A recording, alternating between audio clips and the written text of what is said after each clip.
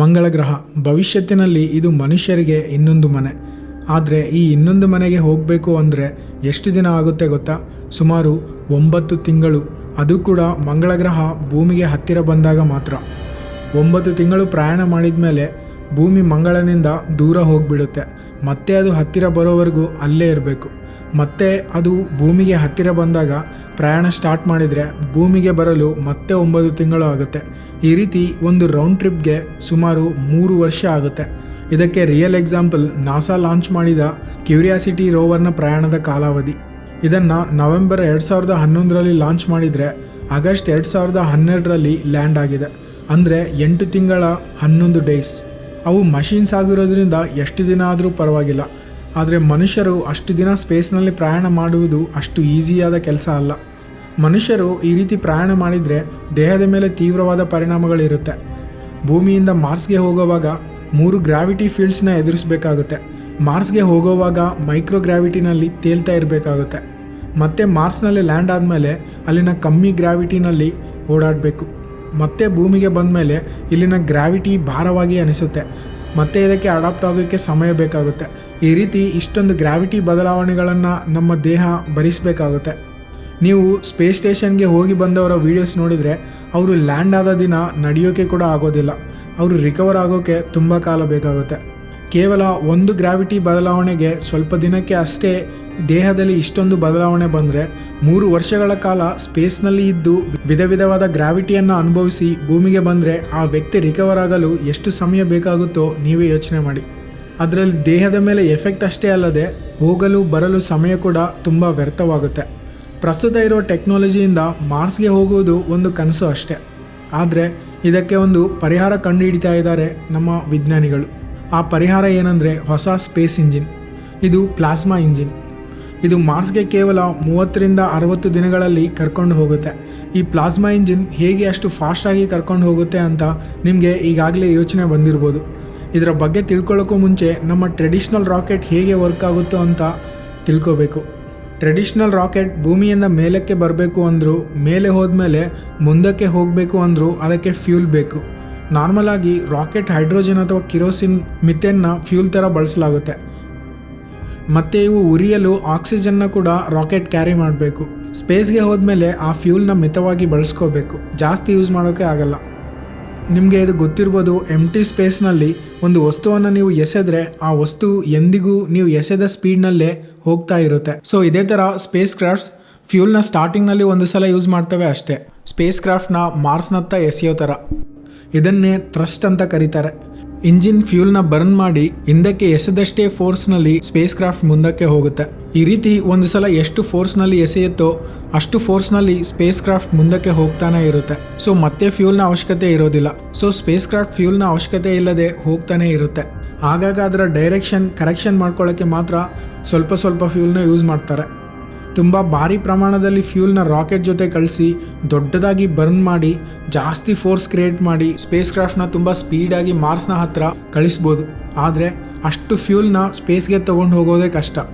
ಜಾಸ್ತಿ ಫ್ಯೂಲ್ ಹಾಕಿದರೆ ರಾಕೆಟ್ ತೂಕ ಜಾಸ್ತಿ ಆಗುತ್ತೆ. ಅಷ್ಟು ತೂಕನ ಭೂಮಿ ಗ್ರಾವಿಟಿಯಿಂದ ತಪ್ಪಿಸಬೇಕಂದ್ರೆ ಜಾಸ್ತಿ ಫ್ಯೂಲ್ ಬೇಕು. ಇದು ಅಸಾಧ್ಯವಾದ ಕೆಲಸ ಮತ್ತು ಇದಕ್ಕೆ ಭಾರಿ ಖರ್ಚಾಗುತ್ತೆ. ಅದಕ್ಕೆ ವಿಜ್ಞಾನಿಗಳು ಇದಕ್ಕೆ ಅಲ್ಟರ್ನೇಟ್ ಆಗಿ ಪ್ಲಾಸ್ಮಾ ಇಂಜಿನ್ಗಳನ್ನು ಕಂಡುಹಿಡಿತಾ ಇದ್ದಾರೆ. ಇದು ಹೇಗೆ ವರ್ಕ್ ಆಗುತ್ತೆ ಅಂದರೆ, ಇದು ಭೂಮಿಯಲ್ಲಿ ಇದ್ದಾಗ ಟ್ರೆಡಿಷ್ನಲ್ ಆಗಿ ಫ್ಯೂಲ್ ಬಳಕೆ ಮಾಡೇ ಲಿಫ್ಟ್ ಆಗುತ್ತೆ. ಅಂದರೆ ಆಕಾಶಕ್ಕೆ ಹಾರಿ ಸ್ಪೇಸ್ಗೆ ಹೋಗುತ್ತೆ. ಒನ್ಸ್ ಸ್ಪೇಸ್ಗೆ ಹೋದ್ಮೇಲೆ ಈ ಪ್ಲಾಸ್ಮಾ ಇಂಜಿನ್ ತನ್ನ ಕೆಲಸ ಸ್ಟಾರ್ಟ್ ಮಾಡುತ್ತೆ. ಇದರಲ್ಲಿ 2 ಎಲೆಕ್ಟ್ರೋಡ್ಸ್ ಇರುತ್ತೆ. ಅಂದರೆ ಕರೆಂಟ್ ಪಾಸ್ ಆಗೋ ಮೆಟಲ್ ರಾಡ್ಸ್ ಅಂತವೂ ಅಂದ್ಕೊಳ್ಳಿ. ಕರೆಂಟ್ ಪಾಸ್ ಆದಾಗ ಇವುಗಳಿಗೆ ಮ್ಯಾಗ್ನೆಟಿಕ್ ಫೀಲ್ಡ್ ಹುಟ್ಟುತ್ತೆ.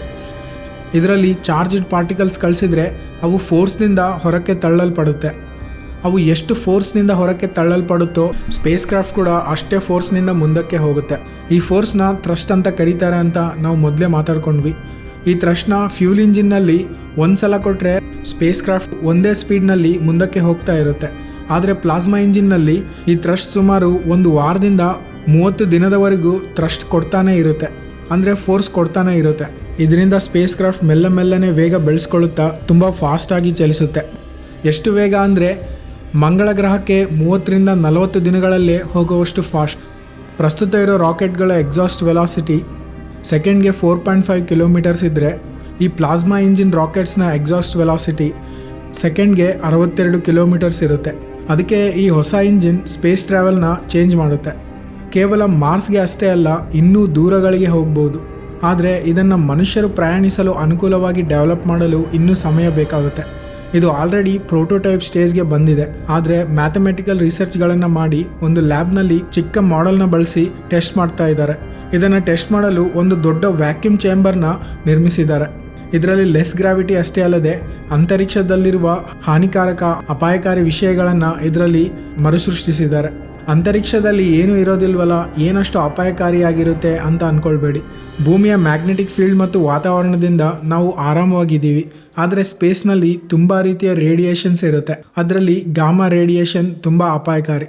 ಇದರ ವೇವ್ಲೆಂತ್ ಕಮ್ಮಿ ಆದರೂ ಇದರ ಶಕ್ತಿ ಭಯಾನಕ.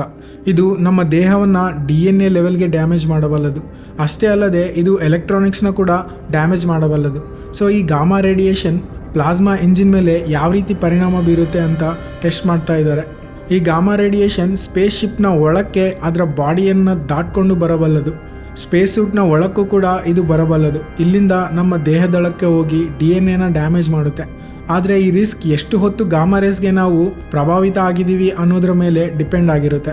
ಸ್ಮಾಲ್ ಡೋಸಸ್ನೇ ಟೈಮ್ ಆದಂತೆಲ್ಲ ದೊಡ್ಡ ಡ್ಯಾಮೇಜ್ ಮಾಡಬಲ್ಲವು. ಸೊ ಮಾರ್ಸ್ ಪ್ರಯಾಣ ತುಂಬ ದಿನಗಳು ಇರೋದ್ರಿಂದ ಈ ಗಾಮಾ ರೇಡಿಯೇಷನ್ ಸ್ಪೇಸ್ಶಿಪ್ನ ಒಳಗಡೆ ಬರದಂತೆ ತುಂಬ ಥಿಕ್ ಮೆಟೀರಿಯಲ್ಸ್ನಿಂದ ತಯಾರಿಸಬೇಕಾಗುತ್ತೆ. ಇದು ಕೇವಲ ಈ ಪ್ಲಾಸ್ಮಾ ಇಂಜಿನಿಂದ ಇರೋ ಸ್ಪೇಸ್ಶಿಪ್ಗೆ ಅಷ್ಟೇ ಅಲ್ಲ, ಎಲ್ಲ ಸ್ಪೇಸ್ಶಿಪ್ಗೂ ವರ್ತಿಸುತ್ತೆ. ಸೊ ಈ ರಿಸ್ಕ್ನಿಂದ ಅಡಿಷ್ನಲ್ ಆಗಿ ಈ ಪ್ಲಾಸ್ಮಾ ಇಂಜಿನ್ ಗಾಮಾ ರೇಸ್ನಿಂದ ಕೆಟ್ಟು ಹೋಗೋ ಸಾಧ್ಯತೆ ಇರುತ್ತೆ. ಇದು ಸ್ಪೇಸ್ನಲ್ಲಿ ಕೆಟ್ಟು ಹೋದರೆ ಇದನ್ನು ರಿಪೇರ್ ಮಾಡಲು ಅಸಾಧ್ಯ. ಇದರಲ್ಲಿ ಇರೋರು ವಾಪಸ್ ಬರೋಕ್ಕೂ ಆಗಲ್ಲ, ಸೇಫಾಗಿ ಲ್ಯಾಂಡ್ ಆಗೋಕ್ಕೂ ಆಗಲ್ಲ. ಸೊ ಈ ಇಂಜಿನ್ನ ಈ ಗಾಮಾ ರೇಡಿಯೇಷನ್ಗೆ ತಡ್ಕೊಳ್ಳುವಂತೆ ಶೀಲ್ಡ್ಸ್ನ ತಯಾರಿಸಬೇಕು. ಸೊ ಅವರು ಅಂದುಕೊಂಡದ್ದು ಎಲ್ಲ ಸರಿಯಾಗಿ ಆದರೆ ಇನ್ಮೇಲೆ ನಾವು ಮಾರ್ಸ್ಗೆ ವರ್ಷಕ್ಕೆ 5ರಿಂದ 6 ಸಲ ಹೋಗಿ ಬರ್ಬೋದು. ಇಷ್ಟೇನಾ? ಕೇವಲ ಫಾಸ್ಟಾಗಿ ಹೋದರೆ ಆಗುತ್ತಾ ಅಂದರೆ ಇಲ್ಲ. ಮಾರ್ಸ್ಗೆ ಹೋದರೂ ಅಲ್ಲಿ ಕೇವಲ ಸ್ಪೇಸ್ ಸೂಟ್ಗಳು ಹಾಕ್ಕೊಂಡು ಅಲ್ಲಿ ಓಡಾಡೋಕ್ಕಾಗಲ್ಲ. ಯಾಕಂದರೆ ಅಲ್ಲಿ ಥಿನ್ ಅಟ್ಮಾಸ್ಫಿಯರ್ ಇರೋದ್ರಿಂದ ಕಾಸ್ಮಿಕ್ ರೇಸ್, ಗಾಮಾ ರೇಸ್ ಬಂದೇ ಬರುತ್ತೆ. ಸೊ ಇವು ಸ್ಲೋ ಆಗಿ ಮನುಷ್ಯರನ್ನು ಕೊಂದು ಬಿಡುತ್ತೆ. ಸೊ ಅಲ್ಲಿ ನಾವು ಅಟ್ಲೀಸ್ಟ್ 1 ವಾರ ಇರಬೇಕಂದ್ರೂ ಫಸ್ಟಲ್ಲಿ ಬೇಸ್ನ ಬಿಲ್ಡ್ ಮಾಡ್ಕೋಬೇಕು. ಅವನ್ನು ಏರ್ಪಾಟು ಮಾಡಿಕೊಂಡು ಅಲ್ಲಿ ಅಂಡರ್ಗ್ರೌಂಡ್ನಲ್ಲಿ ಬದುಕೋದು ಬಿಟ್ಟರೆ ಮಾರ್ಸ್ನ ಪ್ರಕೃತಿ ಅಂದ ಸೌಂದರ್ಯಗಳನ್ನು ನೋಡ್ತಾ ಟ್ರಿಪ್ ಹಾಕೋಕೆ ಬರೋದಿಲ್ಲ. ಅಲ್ಲಿ ಆರಾಮವಾಗಿ ಹೊರಗಡೆ ಓಡಾಡಬೇಕು ಅಂದರೆ ಮಾರ್ಸ್ನ ಅಟ್ಮಾಸ್ಫಿಯರ್ನೇ ಚೇಂಜ್ ಮಾಡಬೇಕಾಗುತ್ತೆ. ಟೋಟಲ್ ಒಂದು ಗ್ರಹದ ಅಟ್ಮಾಸ್ಫಿಯರ್ ಚೇಂಜ್ ಮಾಡಬೇಕು ಅಂದರೆ ಅದು ಸಾಮಾನ್ಯವಾದ ಮಾತಲ್ಲ, ಅದು ಗಾಡ್ ಲೆವೆಲ್ ಕೆಲಸ. ಆದರೆ ನಮ್ಮ ಮಾನವರ ಹತ್ರ ಅದಕ್ಕೂ ಒಂದು ಪ್ಲ್ಯಾನ್ ಇದೆ. ಅದನ್ನು ಈ ವಿಡಿಯೋದಲ್ಲಿ ತುಂಬ ಕ್ಲಿಯರಾಗಿ ಎಕ್ಸ್ಪ್ಲೇನ್ ಮಾಡಿದ್ದೀನಿ. ಇದನ್ನು ಟ್ಯಾಪ್ ಮಾಡಿದರೆ ನಿಮಗೆ ಆ ವಿಡಿಯೋ ಪ್ಲೇ ಆಗುತ್ತೆ. ಈ ವಿಡಿಯೋ ನಿಮಗೆ ಇಷ್ಟವಾಗಿದ್ದರೆ ಲೈಕ್ ಮಾಡಿ, ಹಾಗೆ ಈ ಚಾನಲ್ಗೆ ಸಬ್ಸ್ಕ್ರೈಬ್ ಮಾಡ್ಕೊಳ್ಳಿ. ಈ ವಿಡಿಯೋನ ಕ್ಲಿಕ್ ಮಾಡಿ ಆ ವಿಡಿಯೋವನ್ನು ಒಂದು ಸಲ ನೋಡಿಬಿಡಿ. Thanks for watching.